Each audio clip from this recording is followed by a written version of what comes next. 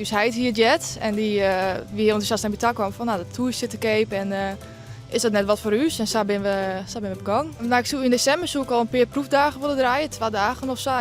Je steert bij mijn foodtruck, die haak al. En van het simmer dan zoek ik bijvoorbeeld 1 keer in de week willen steren bij de foodtruck en nog activiteiten organiseren in en rondom de toren. Bijvoorbeeld luncharrangement op de toren of wandelingen of ballenstoelwandeling. We hadden genoeg ideeën. Wat gaat er heen enthousiast als de tour mocht ook eten? Nou, heel blij. Volle ideeën, plan, zo volle.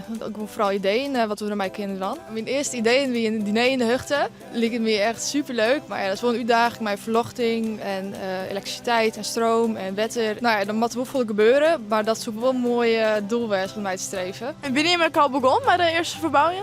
Nee, nog net. We hadden daar nog maar krek en moet eerst wat bjemkes snoeien en het hout moet in die lak. Dus er moet eerst nog wat gebeuren en dan kunnen we aan de bak. Maar het doel is dan in de winter dat we het opknappen en van het simmer dat we last kunnen.